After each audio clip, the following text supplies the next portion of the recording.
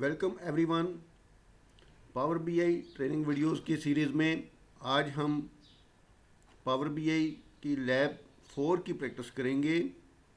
इसका टॉपिक है create desk calculations in power BI desktop. इस लैब के लर्निंग ऑब्जेक्टिव्स हैं create calculated tables, create calculated columns, create measures.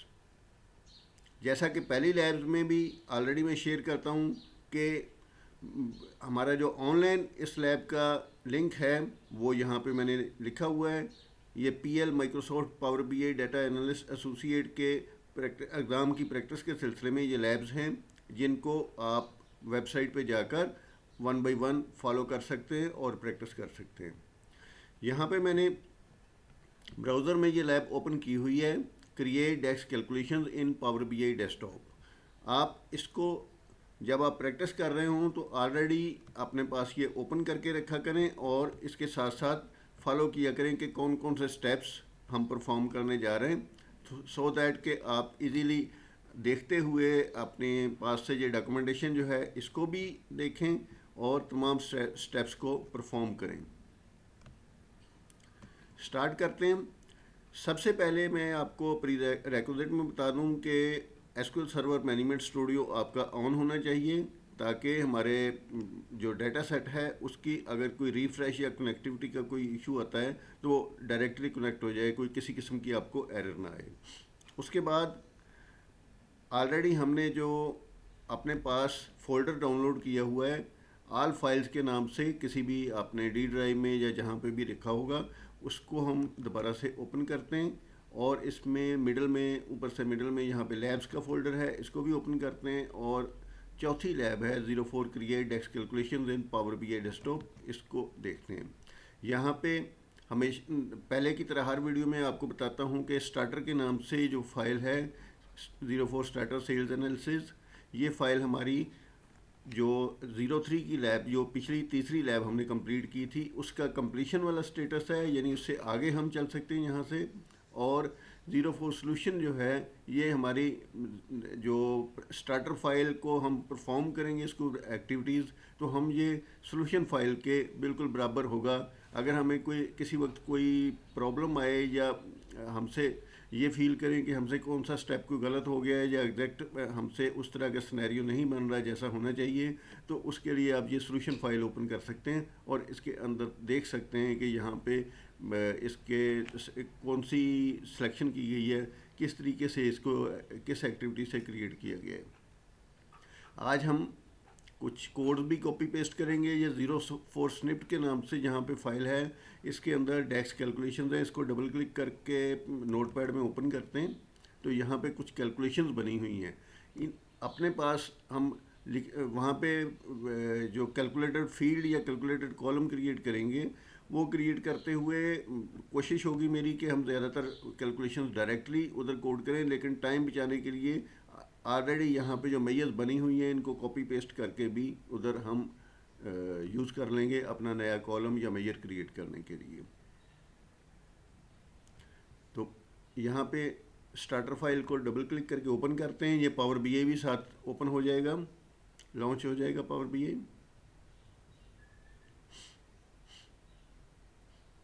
Power BI launch हो रहा है।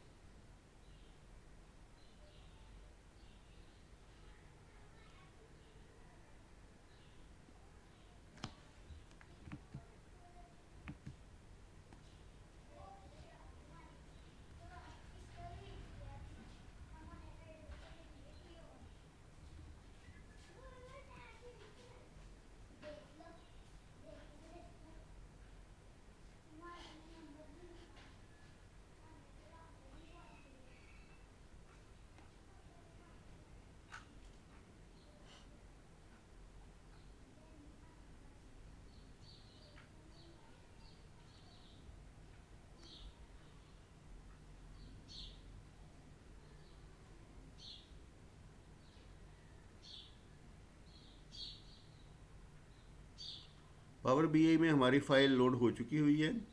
यहाँ पे राइट साइड पे डाटा के पैन में आप तमाम टेबल्स वही वाले देख सकते हैं जो उससे पहले हमने पिछली लैब में क्रिएट किए हुए थे, जिनको हमने कॉन्फ़िगर किया। और फिर इसी तरह विजुअल पैन में यहाँ पे आप एक टेबल देख सकते हैं। यहाँ पे ये जो टेबल विजुअल है, इसमें सेल्स पर्सन के नाम है, उसके बाद सेल्स है और टारगेट अमाउंट है। थोड़ा सा मैं इसका जूम इंक्रीज कर देता हूँ और इस विजुअल को हम उठाकर ऊपर भी मूव कर सकते हैं, ताकि हम जूम इंक्रीज करें तो ये बड़े साइज़ में यहाँ पे हमें नज़र आ जाए। अब ये हमारा विजुअल इजीली रीडेबल है। अब हमने अपनी एक्टिविटी के स्टार्ट में यहाँ पे एक कैलकुलेटेड टेबल बनाना सीखना है। सबसे पहले मॉडल व्यू में जाएं।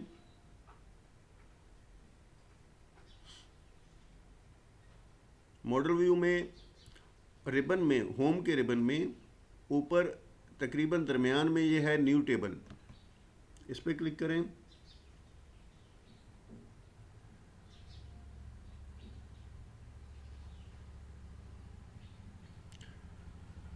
फॉर्मूला बार में टेबल इक्वल टू लिखा हुआ आ जाता है। यहाँ पे आपने लिखना है, ओवरराइट कर देना इसको, सेल्स पर्सन, ये हमारा नए टेबल का नाम होगा सेल्स पर्सन, इक्वल साइन।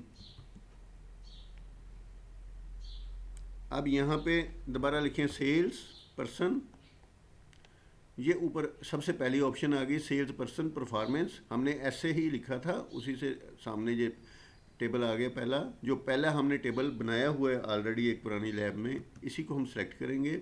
हम एक टेबल की बेस पे ही दूसरा कैलकुलेटेड टेबल क्रिएट करने जा रहे हैं, ताकि डाटा सेट हमारा जो है उसके अंदर सेल्स पर्सन परफॉर्मेंस वाला टेबल ही अपडेट हो, लेकिन हमारा कैलकुलेटेड टेबल उसी की डाटा की बेस पे नया टेबल बन जाए और अपडेट होता रहे। एंटर दबाएं।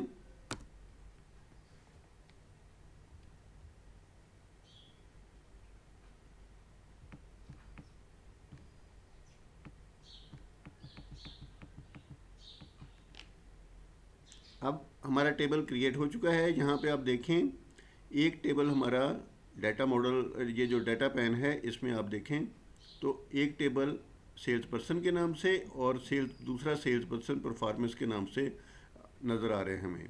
सेल्स पर्सन टेबल जो है उसके साथ एक छोटा सा जो कैलकुलेटर जैसा आइकन भी लगा हुआ है। नॉर्मल उसके टेबल के आइकन जो लगे हुए हैं उनके साथ कैलकुलेटर भी शो हो रहा है। इसका मतलब है कि ये कैलकुलेटेड टेबल है। अब हम इसका रिलेशनशिप बनाते हैं। सेल्स पर्सन के अंदर जो एम्प्लॉय की का इसका कॉलम है, रिलेशनशिप वाले पैन को थोड़ा सा एनलार्ज कर लेते हैं। जो हमारा नया टेबल बना है वो यहाँ पे पड़ा हुआ है, इसको कहीं पे इस साइड पे थोड़ा नज़दीक लाकर सेल्स पर्सन के अंदर जो एम्प्लॉय की है इसको ड्रैग करके सेल्स की एम्प्लॉय की के ऊपर ड्रैग कर देते हैं। ये हमारा न्यू रिलेशनशिप क्रिएट हो रहा है फ्रॉम सेल पर्सन एम्प्लॉय की, और दूसरा ये इसकी प्राइमरी की है एम्प्लॉय की। दूसरा टेबल सेल्स है, उसकी अंदर फॉरेन की के तौर पे एम्प्लॉय की है। इसके साथ हम बना रहे हैं one two many relationship detect हुआ है, क्रॉस फिल्टर सिंगल है, make this relationship active, okay.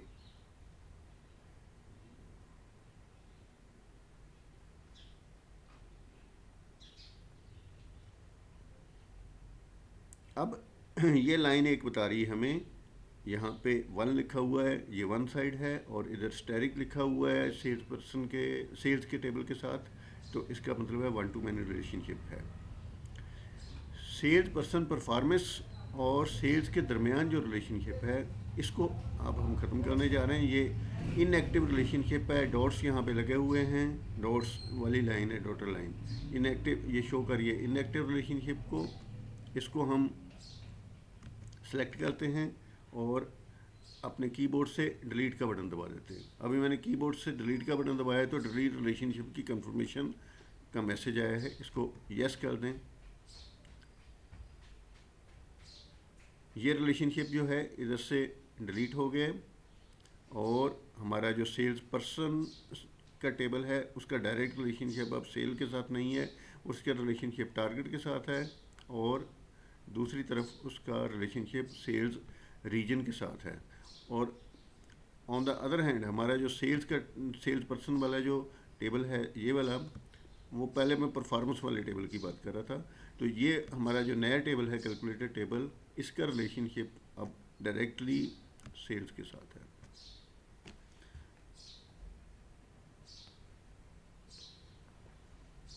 Sales person table को एक्सपेंड करते हैं। इसके अंदर sale person ID, cell person उसकी एम्प्लाई आईडी यानी एम्प्लाई आईडी, एम्प्लाई की और यूपीएन, इनकी ज़रूरत नहीं है हमें, इसको हाइड कर देते हैं। यहाँ से ये जो आँख का निशान बना हुआ है इसको क्लिक कर दें तब भी हाइड हो जाएगा, या प्रॉपर्टीज़ में जाके इज़ हिडन जो है इसको यस कर दें। तीनों कॉलम्स के सामने क्रॉस की हुई आइस का निशान यहाँ पे मॉडल में भी इस साइड पे नज़र आ रहा है, और डायग्राम में, मॉडल डायग्राम में, और इस साइड पे जो टेबल है सेल्स पर्सन टेबल, उसके कॉलम्स के सामने भी ये सिंबल नमूदार हो रही है।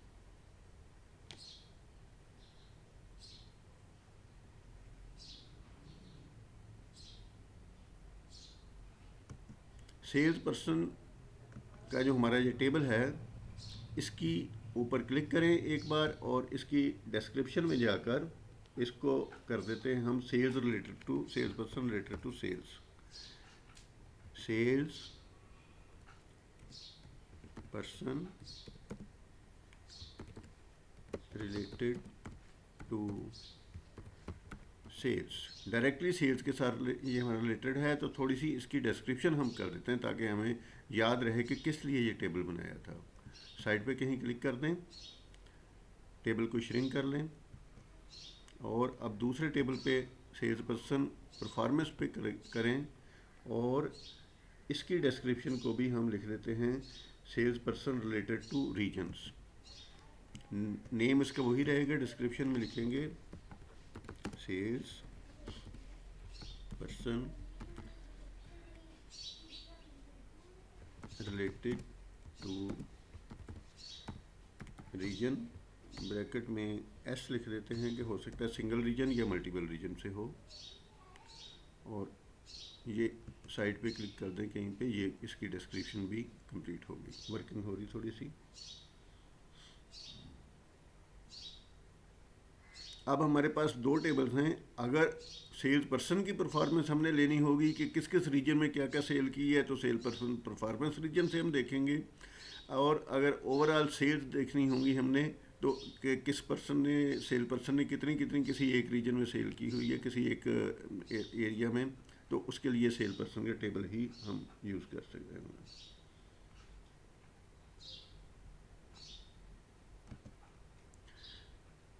एक और अब हम कैलकुलेटेड कॉलम टेबल क्रिएट करने जा रहे हैं। ये टेबल हमारा टाइम इंटेलिजेंस के लिए, यानी डेट्स के रिलेटेड जितने भी फंक्शंस हैं उसके लिए होगा।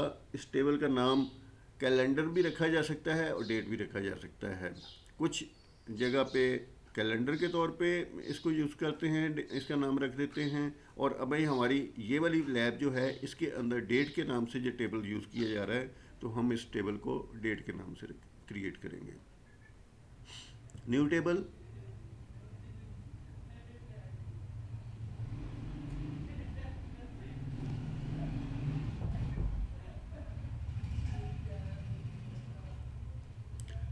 टेबल नेम यहाँ पे हम डेट रखेंगे इक्वल साइन, और उसके बाद जो इसके अंदर हमने डेक्स का फॉर्मूला यूज़ करना है, डेक्स की कमांड कह लें, फंक्शन कह लें, डेक्स का फंक्शन वो है कैलेंडर ऑटो, CALEND।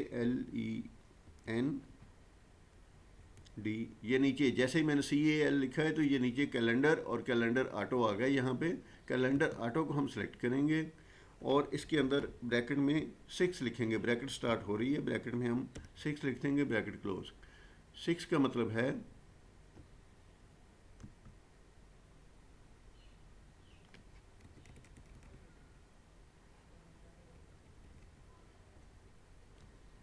कुछ गड़बड़ हुई है, यहाँ पे टेबल के नाम से ही क्रिएट हो चुका है, जबकि मैं इसका पूरा परफॉर्म कर रहा हूँ। इसको टेबल को हम दोबारा सेलेक्ट करते हैं, इसको ठीक करते हैं।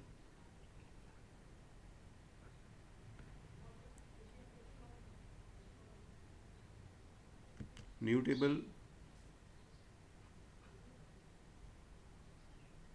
पावर BI ने वो कैलेंडर जो हमारा हमने क्रिएट कर रहे थे उसको इग्नोर कर दिया।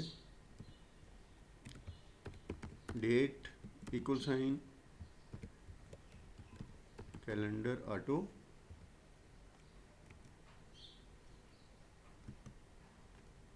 Six bracket close enter. 6 का मतलब है कि हम इसको जो कैलेंडर बनाने के लिए कह रहे हैं वो कैलेंडर जून में क्लोज होगा, 30 जून को। अगर हम 6 की बजाय 12 कहेंगे तो कैलेंडर 31 दिसंबर को क्लोज होगा। दो किस्म के कैलेंडर मेनली यूज़ होते हैं। एक नॉर्मल कैलेंडर है जो 1 जनवरी से स्टार्ट होता है और 31 दिसंबर को क्लोज होता है, और दूसरा फिस्कल कैलेंडर है जिसको मालियाती साल भी कहते हैं। मालियाती साल या फिस्कल कैलेंडर जो है 1 जुलाई से स्टार्ट होता है और अगले साल 30 जून में जाकर क्लोज होता है। उसके कैलेंडर के नाम में हम फिर 2 सालों का रेफरेंस दे रहे होते हैं कि मालियाती साल 2023-24 या 2024-25, इस तरह से हम उसको बोल रहे होते हैं। तो अभी हम ऑटो कैलेंडर जो है वो क्रिएट कर रहे हैं। ये 6 का मतलब है कि हम फिस्कल ईयर क्रिएट कर रहे हैं जो कि जून के महीने में कंप्लीट हो जाएगा। डेट के टेबल के ऊपर हम गए, इसको क्लिक करके देखें, इसके अंदर एक कॉलम क्रिएट हो चुका है डेट का। हम अब इसके टेबल व्यू में जाते हैं तो टेबल व्यू में डेट का एक कॉलम बन चुका हुआ है। हमारे डेट के टेबल के अंदर डेट का कॉलम है और इसमें 1 जुलाई 2017 से पहली डेट है। और ड्रॉप डाउन करके देखें,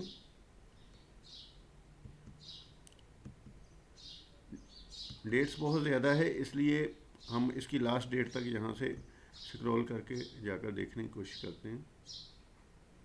तो हमारे डाटे में जो आखिरी डेट होगी ये भी 2020 सामने आ रहा है। नीचे और ज़्यादा स्क्रॉल करेंगे तो इसकी आ जाएगी 30/6/2020 आएगी, जो कि हमारी फिर लास्ट डेट होगी।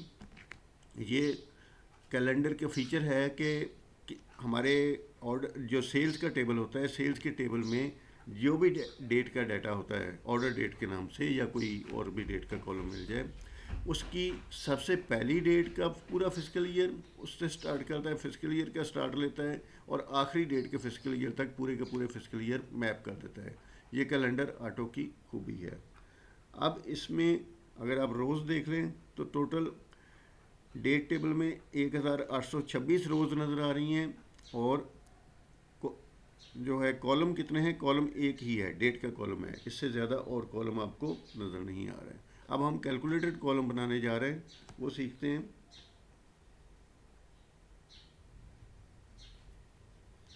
इस टेबल को कंप्लीट करेंगे। सबसे पहला कॉलम कैलेंडर के टेबल में, सबसे पहला कॉलम जो है वो हम ईयर का बनाएंगे। अभी उस कॉलम की तरफ से जाने से पहले एक स्टेप और हम करते जाते हैं कि ये जो प्रॉपर्टीज़ है कॉलम टूल्स में ऊपर हमें नज़र आ रही है, इसमें डेट/टाइम लिखा हुआ है। इसको ड्रॉप डाउन करके अगर हम सिर्फ डेट कर दें तो हमारा जो अकलौता कॉलम टेबल के अंदर बना हुआ है डेट का कॉलम, अब इसके साथ डे, डेट, मंथ और ईयर नज़र आ रहा है। टाइम यहाँ से हट गया है, टाइम ख़त्म हो गया है। इसको भी प्रॉपर्टीज़ में जाकर फॉर्मेट में हम अपनी मर्ज़ी से कुछ और फॉर्मेट भी इसका कर सकते हैं। सपोज़ हम इसको डेट और मंथ सिर्फ देखना चाहें, डे इसके साथ ना देखना चाहें, तो ये वाला फॉर्मेट सेलेक्ट कर सकते हैं।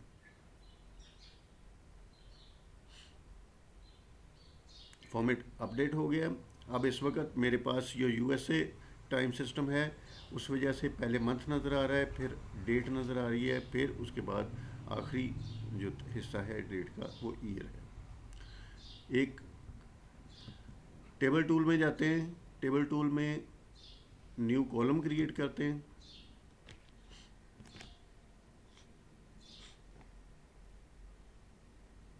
और इस कॉलम का नेम रखते हैं ईयर, इक्वल साइन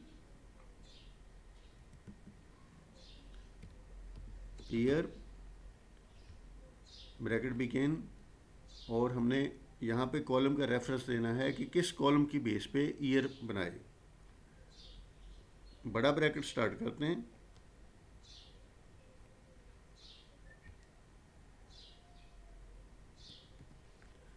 सबसे बड़े ब्रैकेट जो स्क्वायर ब्रैकेट भी जिसको बोलते हैं उसको स्टार्ट किया, तो हमें कॉलम नज़र आ गया कि हमें कौन कौन से कॉलम हमारे पास मौजूद हैं। ये मेयर भी बीच में शामिल हैं और डेट का कॉलम भी है जो कि एक ही न्यूमेरिक कॉलम है यहाँ पे।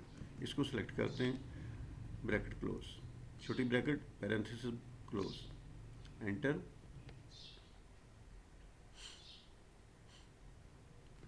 अभी हमने एक कॉलम ईयर का क्रिएट कर लिया। इस कॉलम में बिल्कुल साथ वाले सेल से जो डेट के अंदर से ईयर एक्सट्रैक्ट करके, तो यहाँ पे 2017, 2018, 19 इस तरह आएगा। ड्रॉप डाउन करके देखते हैं, 2017 से लेकर 2022 तक के तमाम ईयर्स यहाँ पे पॉपुलेट हुए हैं। इसको ओके कर देते हैं। ये हमने नॉर्मल ईयर, जो कैलेंडर ईयर जिसको कहते हैं, वो क्रिएट किया है, उसका फॉर्मूला क्रिएट किया है। अब हम एक और कॉलम क्रिएट करते हैं और फिस्कल ईयर क्रिएट करते हैं। फिस्कल ईयर क्या होता है कि अगर आपकी डेट जो है वो जून के बाद यानी जुलाई में हो तो नया साल स्टार्ट हो चुका होता है। उसको हम 2000, ये पहली डेट ही हमारे सामने नज़र आ रही है, 1/7/2017 जो है, इसको हम 2017-2018 इस तरह से ईयर को बोलेंगे। इसको हम ये नहीं कहेंगे कि ये 2017 का है, बल्कि 2017 और 18 का जुलाई का महीना है।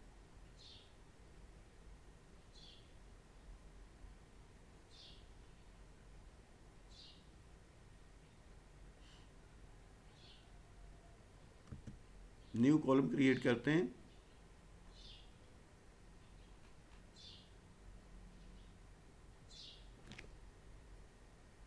यहाँ पे लिख देते हैं F year, FY fiscal year. तो ईयर के स्पेलिंग बाकी छोटे कर देता हूँ, मैं इसको एफ ईयर का नाम देता हूँ। एफ ईयर इक्वल टू, और इसमें डेक्स के फॉर्मूले में अब यहाँ पे हम FY साथ उसके लिखना है ताकि पता चल जाए ये फिस्कल ईयर है। FY एम्परसेंड साइन, जिससे कंकैटिनेट करते हैं दो फील्ड्स को आपस में जोड़ने के लिए। ईयर ब्रैकेट बिगिन, बड़ी ब्रैकेट बिगिन, डेट का कॉलम सेलेक्ट करना है हमने, डेट के कॉलम के अंदर से ही ईयर एक्सट्रैक्ट कर रहे हैं, ब्रैकेट क्लोज। और इसके बाद अब ये वही ईयर आएगा हमारा जो 2017 पहले लिखा हुआ है। अभी तो FY के साथ वही जुड़ेगा, लेकिन हम इसके साथ ये भी देखना चाह रहे हैं कि अगर ये ईयर जून से यानी जुलाई से पहले है तो इसके अंदर कोई चेंज ना आए, लेकिन जुलाई के बाद है तो इसके अंदर ऐड हो जाए 1 ऐड हो जाए। ठीक है, कंडीशन लगाते हैं यहाँ पे, इफ़ ब्रैकेट बिगिन, मंथ के ज़रिए हम जुलाई को डिटेक्ट करने जा रहे हैं। मंथ का ब्रैकेट बिगिन, डेक्स का, ये भी मंथ एक डेक्स का फंक्शन है जिसके ज़रिए हम डेट के अंदर से मंथ मालूम करेंगे। डेट का कॉलम सेलेक्ट किया, ब्रैकेट के बड़ी ब्रैकेट लगाने से सेलेक्ट किया, ब्रैकेट क्लोज। अब मंथ का नंबर हमारे पास यहाँ पे आएगा 7। अगर हम डेट को इसी तरह से इसको अलहदा से चेक करने की कोशिश करें, इसको कंडीशन लगाते हैं, इफ़ के अंदर पहले से स्टार्ट किया हुआ है हमने, इफ़ दिस ग्रेटर दैन 6, अगर ये 6 से बड़ा हो तो यहाँ पे एक इसका आंसर 1 आ जाए, जो इसको प्लस कर दें हम ये पीछे ईयर के साथ, 1 ब्रैकेट क्लोज। और अदरवाइज़ अगर ये ना हो तो आंसर ना आए, वो इफ़ का फंक्शन खुद ही इसको हैंडल करता है, इसकी जगह पे 0 आ जाता है। तो इसको एंटर करें, देखते हैं हमारे पास एक कॉलम आएगा जिसमें FY 2018 लिखा होगा। FY 2018 हमारा फिस्कल ईयर है। इसको शो करने का दूसरा तरीका एक और भी होता है जिसको 2017-18 इस तरह से भी शो करते हैं। तो अभी इस वक्त ये टाइम बचाने के लिए ये ज़रा शॉर्ट फार्मूला मैंने यूज़ किया है, अदरवाइज़ वो थोड़ा सा लॉन्ग फार्मूला होगा कि पहले कंडीशन आप पहले चेक कर लें कि मंथ का नंबर कौन सा है, उसकी बेसिस पे ईयर के अंदर जो है आप ऐड करना है या नहीं करना है, ये इसके साथ आप प्ले कर सकते हैं कि 2018 पहले, उसके बाद डैश का 2017 पहले आए, उसके बाद डैश का सिंबल, और उसके बाद आपने एक ऐड करना है या नहीं करना, वो 2017-18 इस तरह से डिस्प्ले होना शुरू हो जाएगा। ये डैक्स का फिजिकल ईयर का फार्मूला आप कहीं पे गूगल कर लीजिएगा, देख लीजिएगा, आपको ये फार्मूला ऐसा मिल जाएगा। मैं भी कोशिश करूँगा कि डिस्क्रिप्शन में कोई एक डेक्स के फार्मूलाज बना के फ़ाइल का लिंक आपको दे सकूँ ताकि आप लोग उसके ऊपर प्रैक्टिस कर सकें। उसके बाद हमने कुछ और कॉलम्स क्रिएट कर रहे हैं जो क्वार्टर और मंथ के लिए, ताकि हमारा कैलेंडर में सारे हमारे पास फील्ड या कॉलम्स मौजूद हों जिनकी बेसिस पे हम अपने स्लाइसर ऐड कर सकें, हम अपने जितने भी विजुअल्स हैं उनमें इसकी बेसिस पे कॉलम्स के अंदर जो है डाटा पॉपुलेट कर सकें। न्यू कॉलम पे जाते हैं, कैलकुलेटेड पे।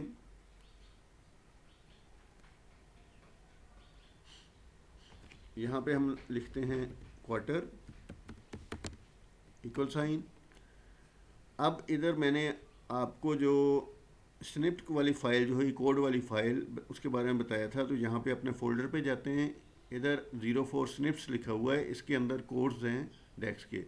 ये तो सबसे पहला सेल्स परसेंट टेबल की डेफिनेशन है, वो क्रिएट करने के लिए यहाँ पे डेक्स का फॉर्मूला लिखा हुआ है, इसको हम ऑलरेडी क्रिएट कर चुके हैं। उसके बाद डेट कैलेंडर ऑटो का फॉर्मूला है, वो भी क्रिएट कर चुके हैं। इसके बाद ईयर का फिजिकल ईयर वाला है, मैंने FY के नाम से वो क्रिएट किया हुआ है, F ईयर के नाम से, ये भी हम ऑलरेडी कर चुके हैं। अब क्वार्टर वाला यहाँ पे है फॉर्मूला, ये थोड़ा सा लंबा है, इतना सारा खुद क्रिएट करने की बजाय इसको कॉपी करते हैं सारे के सारे को, इधर से Ctrl+C, वापस इधर जाते हैं अपने पावर BI पे, और जिधर हम ये अपना क्वार्टर लिख रहे थे इसको भी एक बार डिलीट कर दें और यहाँ पे पेस्ट कर दें, Ctrl+V कीजिए। हमारा दोबारा से क्वार्टर उधर से हमने साथ ही कॉपी कर लिया था, क्वार्टर टेबल कॉलम का नाम है, और उसके आगे ये चेक किया जा रहा है कि डेट ईयर पहले आ जाए, उसके बाद Q लिखा हुआ आ जाए, और उसके बाद क्वार्टर जो है मंथ की बेसिस पे यहाँ पे चेक कर रहे हैं कि month greater than equal to less than equal to 3 हो तो यहाँ पे थर्ड क्वार्टर आए, month less than equal to 6 हो तो फोर्थ क्वार्टर आए, और month less than equal to 9 हो तो 1, और अदरवाइज क्वार्टर 2। ये डेक्स का फॉर्मूला है। स्निप्ट के ज़रिए इसको हमारी फ़ाइल जो है उसको उसके अंदर से ओपन करके अच्छी तरह इसको देख लीजिएगा, समझ लीजिएगा। अभी हम एंटर दबाकर इसको क्रिएट कर रहे हैं। यहाँ पे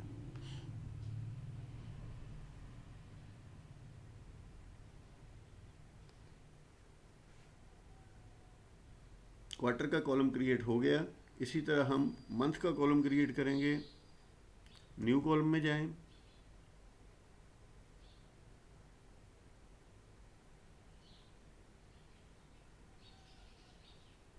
और अपनी कोड वाली जो फाइल है उसके ऊपर दोबारा जाएं।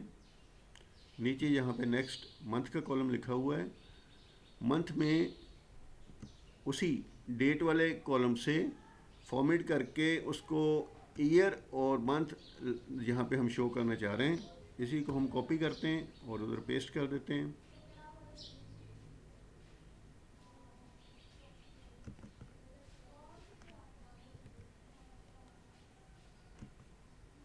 कॉलम का नेम मंथ, और नीचे उसका फॉर्मूला है format bracket begin date comma, आगे इसका फॉर्मेट क्या है, ईयर वाई ईयर के लिए YYY, और स्पेस आगे MM जो है मंथ नेम के लिए होगा। एंटर दबाएं।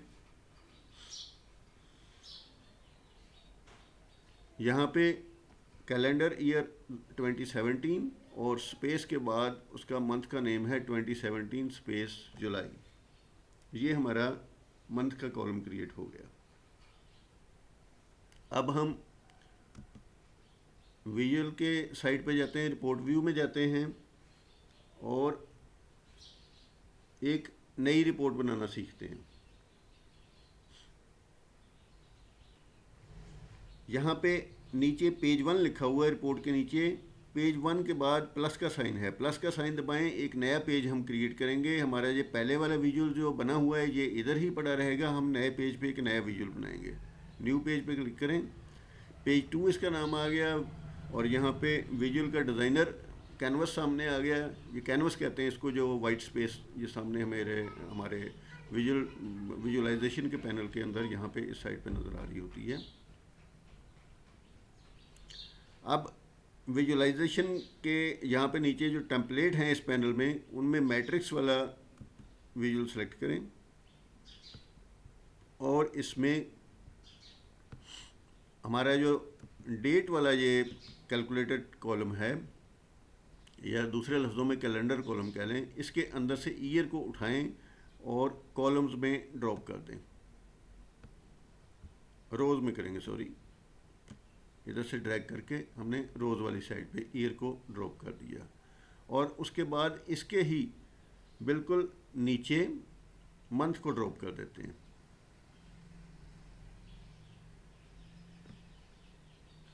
अगर हम ईयर का कॉलम ये वाला हटाना हो, इसकी जगह फिजिकल ईयर लाना हो, तो अभी एक स्टेप यहाँ पे प्लस का साइन आ रहा है हर जगह पे। इस प्लस के साइन को थोड़ा सा एक बार दबा कर देखते हैं। पहले वाला 2017 के साथ प्लस का साइन है, इसको दबाएं तो यहाँ पे अगस्त, दिसंबर वगैरह हमारे पूरे महीनों के नाम आ रहे हैं। तो अगर हम फिजिकल ईयर देखना चाहें तो इसको ईयर को इधर से क्रॉस करके यहाँ पे जो एरिया है इस एरिया से हटा दें, और इसकी जगह एफ ईयर को लाकर मंथ से पहले ड्रॉप कर दें। अब हमारे FY 2018-19 ये जो हमने एक कैलकुलेटेड कॉलम बनाया था वो नज़र आ रहा है। इसको एक्सपेंड करके देखें तो FY 18 के अंदर अगस्त से लेकर मार्च तक महीने नज़र आ रहे हैं, यहाँ पे मई तक बल्कि, लेकिन इनकी तरतीब सीधी नहीं है। अलबत्ता महीने सारे के सारे इस फिजिकल ईयर के महीने पॉपुलेट हो रहे हैं।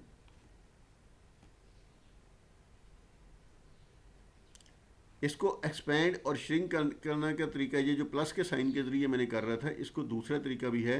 यहाँ पे जो हमारा पैनल है इसके नीचे या ऊपर ये कुछ और आइकॉन होते हैं, इनमें से 2 एरो वाले भी हैं और एक ये 2 मुंह वाले एरो, तीर के 2 मुंह वाला है। इसका at the lowest level of data लिखा हुआ है।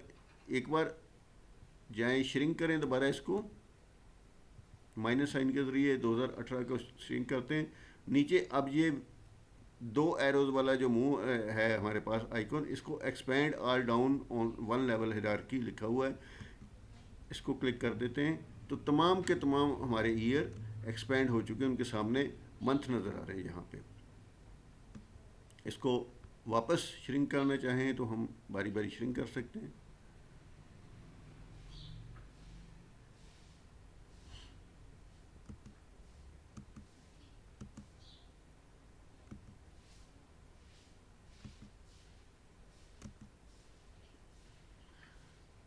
नेक्स्ट हम जाते हैं, एक और कॉलम ऐड करते हैं। इसको मंथ की तरतीब ठीक करने के लिए मंथ की के नाम से एक कॉलम क्रिएट करेंगे नया।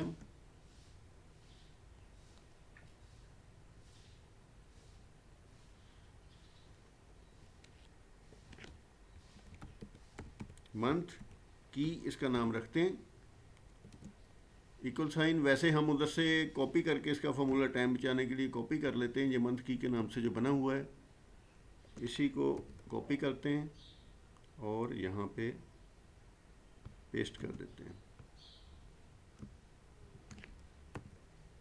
एंटर।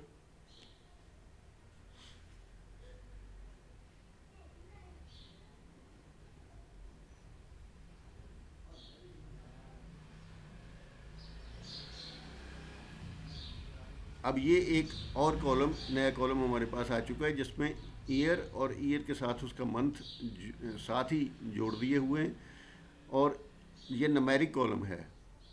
इस न्यूमेरिक कॉलम की बेसिस पे हम अपने इस मंथ के कॉलम को सॉर्ट करेंगे।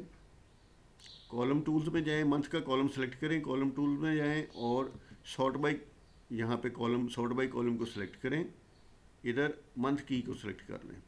हम अपने मंथ के कॉलम को सिलेक्ट करते हुए मंथ की बेसिस पे इसको सॉर्ट कर रहे हैं। तो हमारा जो विजुअल होगा उसके अंदर अब जाकर देखें, प्लस का साइन दबाएं। अब सारे के सारे हमारे जितने भी सेकंड लेवल पे मंथ नज़र आ रहे हैं वो जुलाई से स्टार्ट हो रहे हैं, जुलाई से लेकर जून तक जाएंगे। इनकी अब तरतीब हमने सेट कर दी है।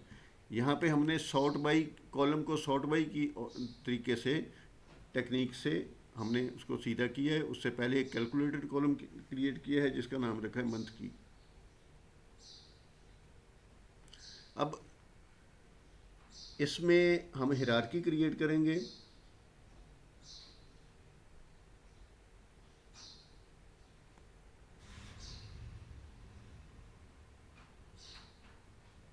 दोबारा से जाते हैं यहाँ पे अपने टेबल व्यू में, और मंथ का कॉलम जो है, इसके मंथ की का कॉलम जो है ये वाला, इसको सेलेक्ट करके इसके बराबर में यहाँ पे आई का साइन जो है उसके ऊपर एक बार क्लिक कर देते हैं। ये हमारे रिपोर्ट व्यू से हाइड हो जाएगा। जो हमने इज़ हिडन ट्रू किया हुआ है वही वाला काम यहाँ पे, उसी तरह का काम इस आई को दबाने से जब हम डाटा व्यू में कर रहे होते हैं तो कॉलम हाइड हो जाता है। ठीक है, एक नई हिरार्की क्रिएट करेंगे। जो एफ ईयर को पहले हम सेलेक्ट करेंगे, इसके ऊपर राइट क्लिक करके क्रिएट हिरार्की,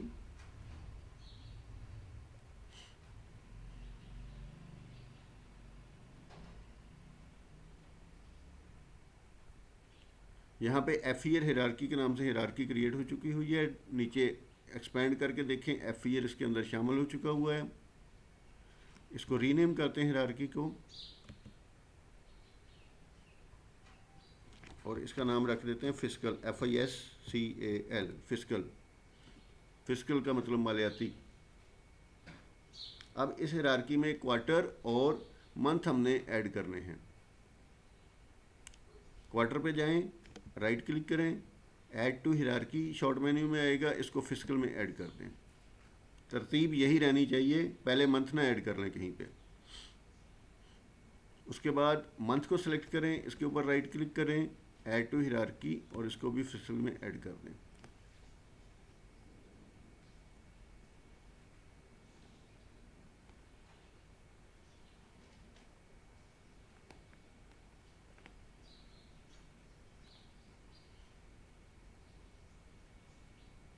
अब रिलेशनशिप पे जाते हैं, मॉडल व्यू में जाएं, और हमने जो नया टेबल अपना कैलकुलेटेड टेबल डेट वाला क्रिएट किया है, इस डेट के रिलेशनशिप हमने बनाना है। एक हमने सेल्स के साथ बनाना है। इसके डेट वाला कॉलम जो है इसको पकड़ें और सेल्स में जाकर ऑर्डर डेट के ऊपर ड्रॉप कर दें। पैरेलल रिलेशनशिप हमारा डेट टेबल से डेट पकड़ के सेल्स वाले टेबल में ऑर्डर डेट के ऊपर हम जाकर इसको ड्रॉप कर दिया, तो डेट और ऑर्डर डेट के दरमियान रिलेशनशिप बन चुका है। 1 to many रिलेशनशिप है। यहाँ पे लॉन्ग डेट है ऑर्डर डेट के अंदर शो हो रही, फ्राइडे, अगस्त, डेट जो भी है, लेकिन आपस में इनका रिलेशनशिप बन गया तो हमें कोई इससे टेंशन नहीं है। सेव करें।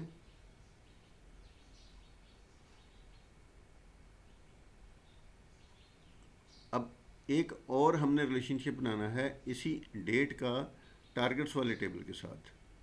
यहाँ पे टारगेट टेबल थोड़ा सा हमारे जूम में नीचे है, कहीं पे नीचे या ऊपर किसी साइड पे है, बिल्कुल सामने ये साथ ही है। ठीक है, इधर से डेट को पकड़ें और टारगेट मंथ के ऊपर ड्रॉप कर दें।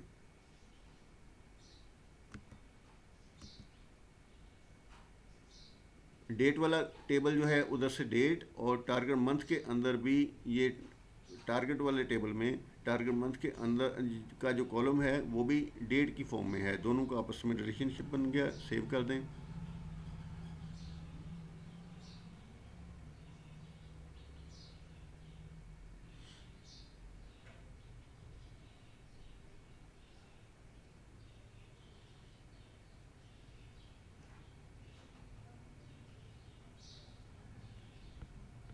अब सेल्स के कॉलम में जो ऑर्डर डेट है इसकी हमें ज़रूरत नहीं है, हमने इसके रिलेशनशिप जिधर जिधर बनाने से बना लिए हुए हैं। तो यहाँ पे जाकर सेल्स कॉलम में ऑर्डर डेट के सामने जो आई है इसको दबा दें, इसको हाइड कर दें यहाँ से। और इसी तरह अभी ये प्रोसेस हो रहा है। जो टारगेट्स का टेबल है उसके अंदर से टारगेट मंथ का कॉलम जो है उसको भी हाइड कर दें। ये हम अननेसेसरी कॉलम साथ साथ इसलिए हाइड करते जाते हैं ताकि जब हम डिज़ाइनर व्यू में अपना विजुअल बना रहे हों, कुछ डैशबोर्ड डिज़ाइन कर रहे हों, तो उस सूरत में हमें एक्स्ट्रा कॉलम नज़र ना आए। जितने कॉलम हमें चाहिए अपनी डिज़ाइनिंग के लिए सिर्फ उतना ही कॉलम वहाँ पे विजिबल हों। नेक्स्ट हमने एक और टेक्निकल स्टेप लेना है यहाँ पे कि जो हमारा डेट का टेबल है इसको मार्क एज डेट हमने करना है। डाटा व्यू में जाएं, टेबल टूल, और यहाँ पे मार्क एज डेट टेबल लिखा हुआ है। डेट का टेबल हमने सेलेक्ट किया हुआ है। इस टेबल के ऊपर जाके यहाँ पे मार्क एज डेट टेबल को सेलेक्ट क्लिक करें और नीचे फिर दोबारा पूछेगा mark as date table on, इसको ऑन कर दें। किस बेसिस पे करना है, कौन सी डेट का कॉलम है, डेट का वो हमने कॉलम उसको बता दिया कि ये हमारा पहला कॉलम, सबसे पहला कॉलम जो है वो डेट कॉलम है, इसी की बेस पे इसको डेट टेबल मार्क करना है। सेव कर दें। इसका पर्पज़ क्या ये होता है कि हम जितनी भी नेक्स्ट हमारी लैब में टाइम इंटेलिजेंस के फंक्शन हम सीखेंगे वहाँ पे डेट टेबल जो है वो ज़्यादा इफेक्टिव टेबल होता है, उसकी बेसिस पे हम कैलकुलेशन बेहतर परफॉर्म कर सकते हैं।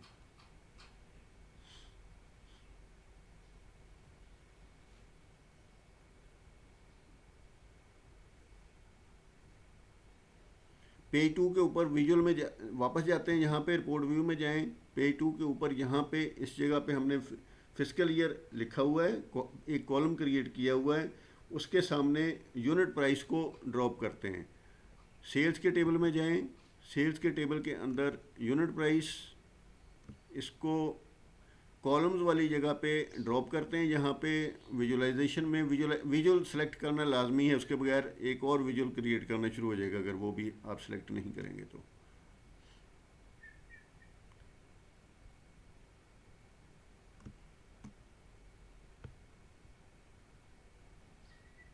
इसको कॉलम से हटा के वैल्यूज़ में ड्रॉप करेंगे। अब हमारी फिजिकल ईयर के कॉलम के सामने एवरेज ऑफ यूनिट्स के यूनिट प्राइस के नाम से यहाँ पे वैल्यूज़ लिखी हुई आ रही हैं। इसकी ऑटोमेटिकली हमारे पावर बीआई ने यूनिट प्राइस को, क्योंकि हमने इसकी समराइजेशन यूनिट प्राइस की एवरेज पे की थी किसी एक पहले वाली लैब में, तो उस वजह से ऑटोमेटिकली इसको एवरेज के तौर पे यहाँ पे ले लिया है।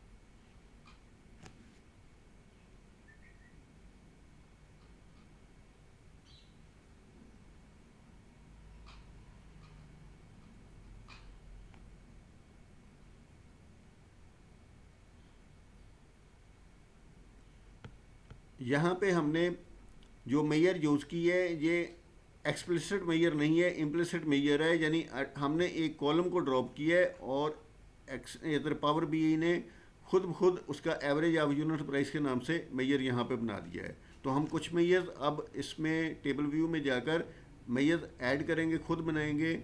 एवरेज ऑफ प्राइस होगा, एवरेज प्राइस, मीडियन प्राइस, इस तरह से और भी मेजर क्रिएट करेंगे। तो यहाँ पे टेबल व्यू में जाते हैं और इधर से अपना सेल्स का टेबल सेलेक्ट करते हैं ताकि हम जितने भी मेजर क्रिएट कर रहे हों वो सेल्स के टेबल के अंदर ही क्रिएट हो रहे हों। न्यू मेजर नाम रखें इसका।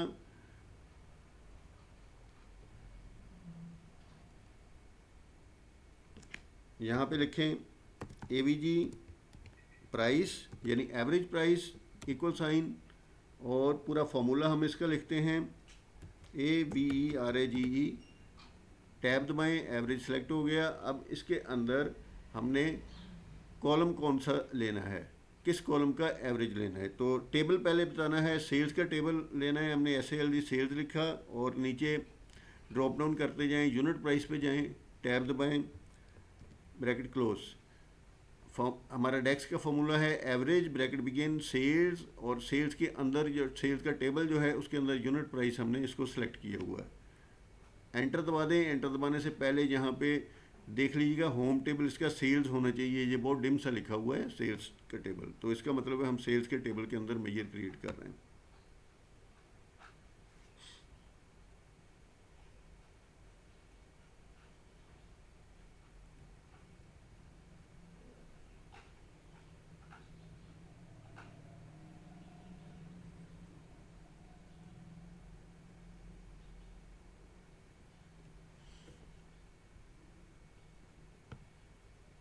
दोबारा से रिपोर्ट विजुअल में जाएं और ये जो हमने मेजर क्रिएट की है नई वाली एवरेज प्राइस, इसको यहाँ पे ड्रॉप कर दें वैल्यूज़ में।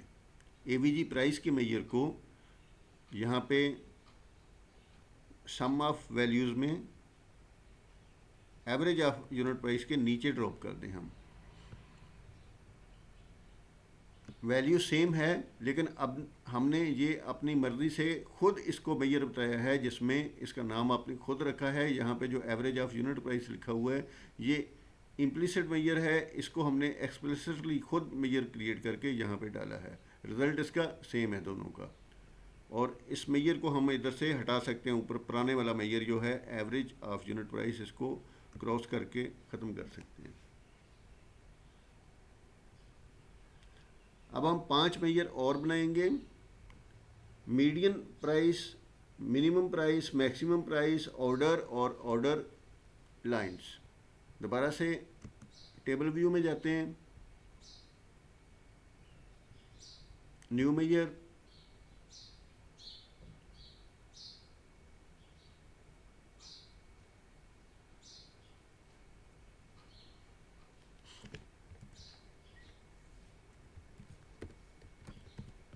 मीडियन प्राइस, ये स्टैट की टर्म्स हैं, मीडियन, मिनिमम, मैक्सिमम, तो हम उसको क्रिएट कर रहे हैं। यहाँ पे फंक्शन सेलेक्ट करेंगे, median bracket begin sales, sales के अंदर से यूनिट प्राइस और bracket close, enter.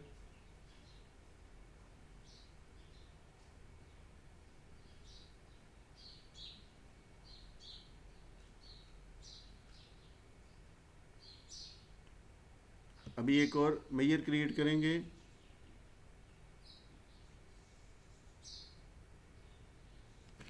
Minimum price, सबसे कम कीमत, मिन प्राइस इक्वल साइन, मिन का फंक्शन ब्रैकेट बिगिन सेल्स में यूनिट प्राइस वाला ही कॉलम हम सेलेक्ट करेंगे। सेल्स का टेबल सेलेक्ट किया है और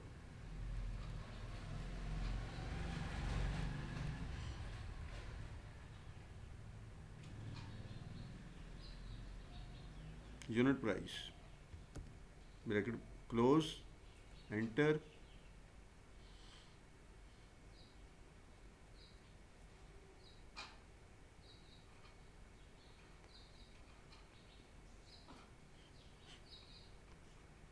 एक और मेजर,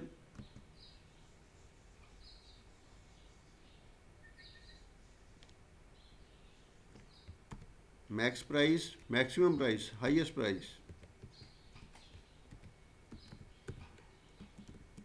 इक्वल साइन, यहाँ पे लिखेंगे max bracket begin sales bracket begin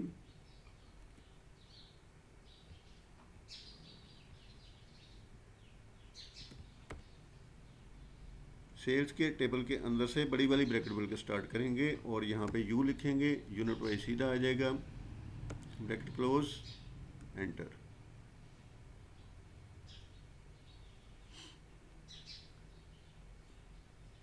अगर हम अपने कोड स्निप्स को देखें तो कोड की तरफ देखे बगैर हम काफ़ी सारे मेजर्स इधर से क्रिएट कर रहे हैं। Average price, medium price, minimum price, maximum price. अब उसके बाद ऑर्डर और ऑर्डर लाइन, ये दो मेजर्स हैं, ये हम क्रिएट करने जा रहे हैं। ये थोड़ा सा डिफरेंट फार्मूला होगा। अगर हम देखना चाहें कि टोटल ऑर्डर कितने हैं उसकी बेस पे हम ऑर्डर नंबर को काउंट करेंगे। यहाँ पे ऑर्डर नंबर लिखा हुआ है, सेल्स ऑर्डर नंबर, ये नीचे कॉलम है। सेल्स ऑर्डर नंबर को हम डिस्टिंक्ट काउंट करेंगे। डिस्टिंक्ट काउंट का मतलब होगा कि रिपीट नहीं होना, जो एक नंबर एक बार आ रहा है, यानी क्या है, जितनी बार मर्जी आ रहा हो उसको एक काउंट करना है। इस तरह से हमारे टोटल नंबर ऑफ ऑर्डर की तादाद क्या है हमारी, वो हम मालूम करने के लिए ये करेंगे। इस मेजर का नाम हम रखेंगे, न्यू मेजर क्रिएट करते हैं ऑर्डर के नाम से मेजर।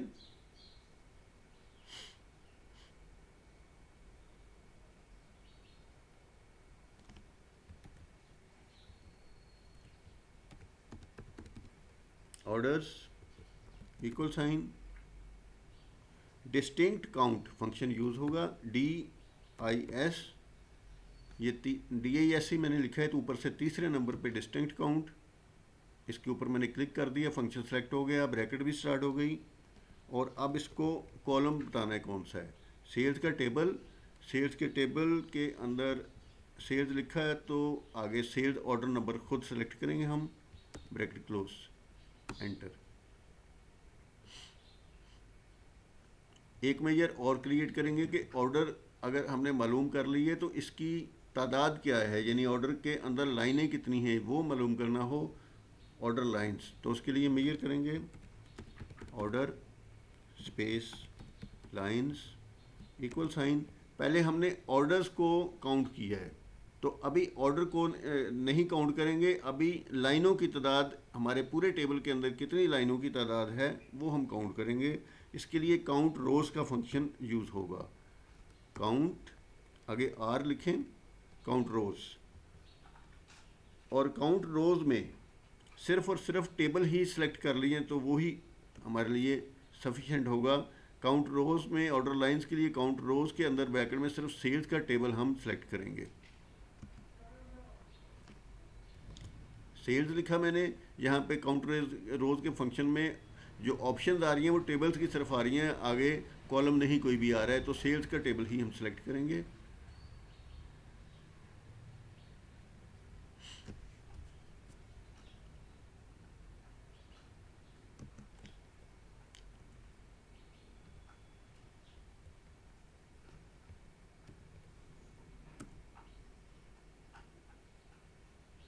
ये मैंने सेल्स का टेबल सेलेक्ट किया, हमारा मेजर क्रिएट हो गया, काउंट रोज ब्रैकेट में सेल्स।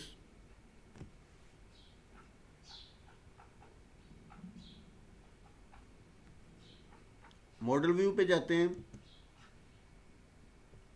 यहाँ पे सेल्स के टेबल को इधर हम देखते हैं तो हमारे पास काफ़ी सारी मेजर्स हमने खुद क्रिएट की हैं। ये एवरेज प्राइस है, इसके ऊपर एक बार क्लिक करें, नीचे max price, median price, minimum price, ये प्राइस के हवाले से 4 हैं, ठीक है। प्रॉपर्टीज़ को, इनको कंट्रोल दबाकर मैंने सेलेक्ट किया, मल्टी सेलेक्ट किया है। प्रॉपर्टीज़ में जाएं और इसका डिस्प्ले फोल्डर जो है इधर इसका नाम रख देते हैं प्राइसिंग, PRICING, प्राइसिंग, एंटर करें। हमारे प्राइस के चारों कॉलम्स जो हैं या फील्ड हैं ये एक नए फोल्डर में चले गए, इसका नाम प्राइसिंग फोल्डर है। इस तरीके से हम जो फील्ड बना रहे हैं उनको थोड़ा मैनेज भी कर रहे हैं कि कहाँ पे हमने उसको रखना है।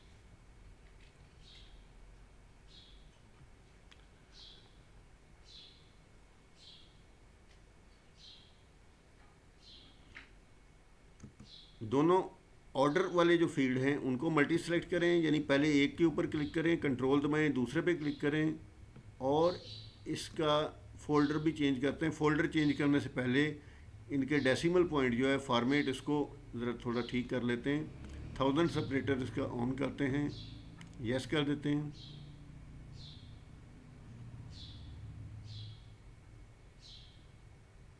और इनका ऊपर जाते हैं, जो डिस्प्ले फोल्डर है उसका नाम कर देते हैं काउंट्स, यानी हम अपने काउंटिंग वाले कॉलम जो है इस फोल्डर के अंदर फेंक रहे होंगे।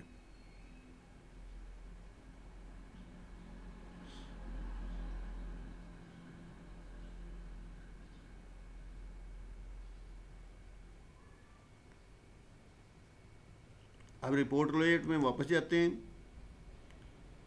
और यहाँ पे हम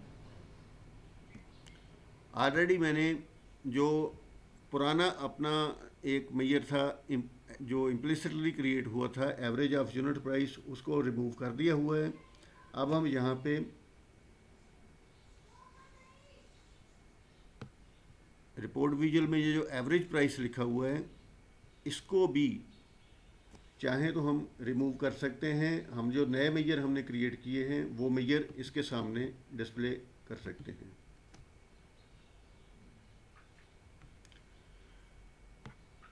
एवरेज प्राइस को ऐसे ही रहने देते हैं। इसके नीचे हम यहाँ पे लाएंगे मीडियन प्राइस।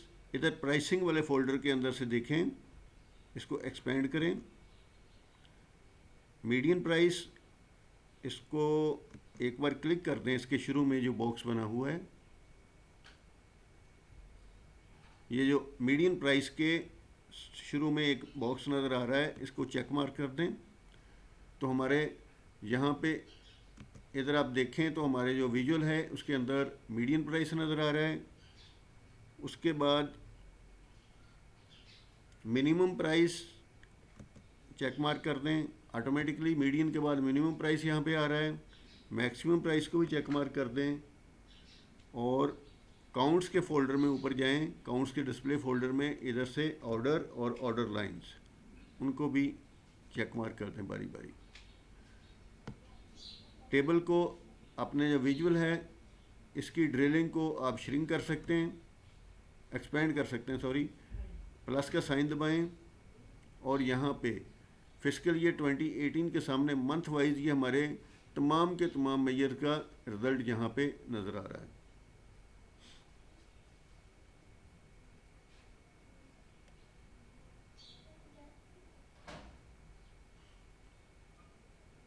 नेक्स्ट हम और मेजर बनाना सीखते हैं। पेज 1 पे जाते हैं। पेज 1 पे हमारे सामने पहले से जो टेबल बना हुआ है, हमने लैब स्टार्ट की थी तो पहले से ये पिछली लैब का टेबल बना हुआ था। इसमें टारगेट अमाउंट के नीचे इसका टोटल नज़र आ रहा है। लेकिन अगर हम इसको टोटल को हाइड करना चाहें, देखना चाहें कि ये टारगेट अमाउंट जो है हमें टोटल की अजीब सी इसकी वैल्यू है जो कि कंपेरेबल नहीं है इसके साथ, टोटल के साथ सेल्स वाले के, तो इसको हाइड करना चाहें तो इसके लिए एक और मेजर हम क्रिएट करेंगे।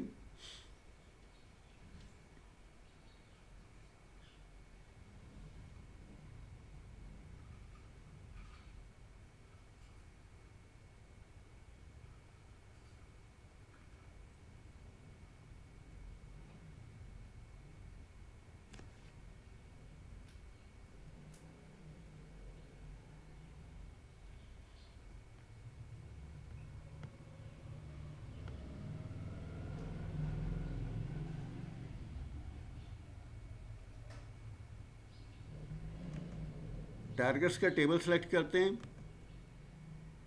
इसको एक्सपेंड करके देखें। इसके अंदर टारगेट अमाउंट के नाम से जो मेजर है एक कॉलम एक बना हुआ है। यहाँ पे हम एक टेबल टूल में जाकर न्यू मेजर क्रिएट करेंगे।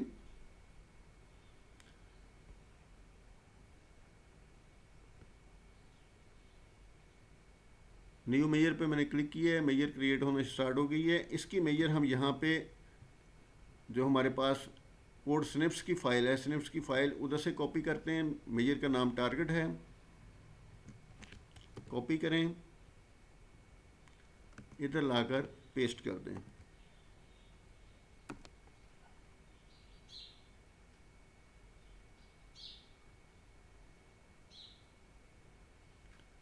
इस मेजर का पर्पज़ ये है कि अगर हमारे पास सेल पर्सन नज़र आ रहा हो तो उसके सामने टारगेट की वैल्यू शो होनी चाहिए, अदरवाइज़ ये टोटल के सामने टारगेट की वैल्यू नहीं शो होनी चाहिए।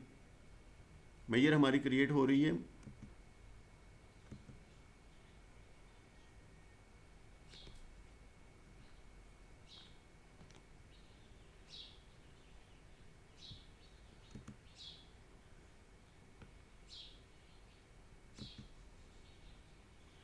हमारा टारगेट्स का टेबल है, इसके अंदर एक मेजर क्रिएट हो चुकी टारगेट के नाम से।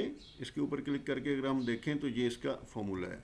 आपने विजुअल पे जाएं और इधर से विजुअल को सिलेक्ट करें।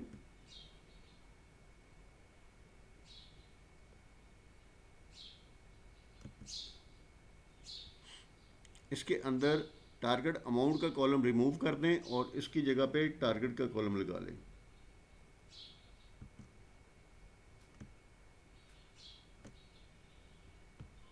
अब इसके नीचे आप देखें तो यहाँ पे टारगेट्स का टोटल नज़र नहीं आ रहा है इसके सामने, और ये हर सेल पर्सन के कंपेरेबल उसकी वैल्यू नज़र आ रही है यहाँ पे। अभी भी हमने मंथ या ईयर कोई फ़िल्टर नहीं लगाया हुआ, तो ये टोटल टारगेट यहाँ पे शो हो रहा हुआ।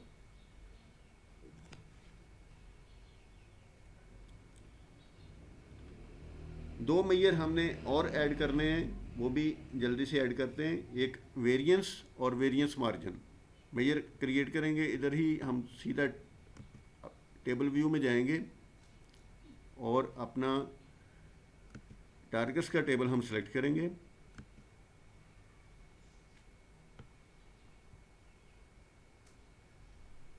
न्यू मेजर,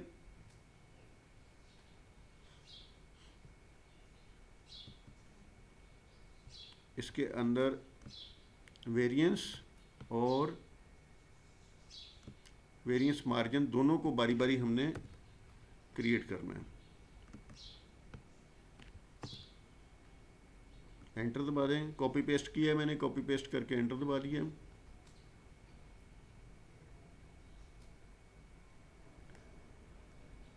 एक और न्यू मेजर क्रिएट करें।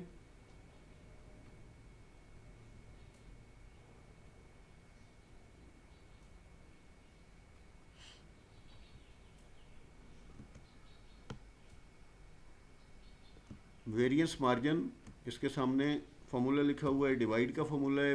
वेरिएंस को टारगेट पे डिवाइड करते हैं। इसको भी यहाँ पे न्यू मेजर में कॉपी पेस्ट करके एंटर कर दें।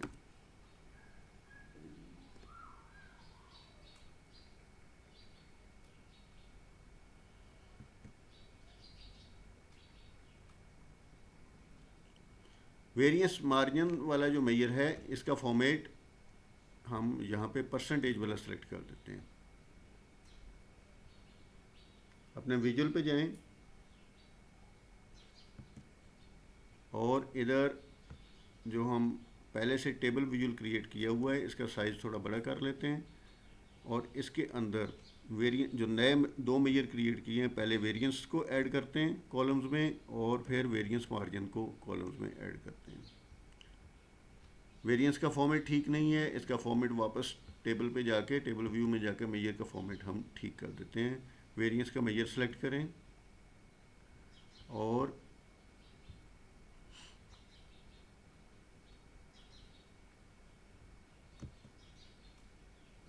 यहाँ पे नीचे डेसिमल पॉइंट्स जो हैं इसके 0 कर देते हैं।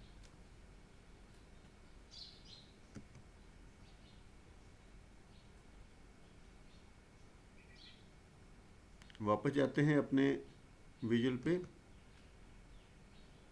अब हमारा वेरिएंस का नंबर ठीक हो गया। यहाँ पे जो बहुत ज़्यादा डेसिमल शो हो रहे थे वो शो होने बंद हो गए।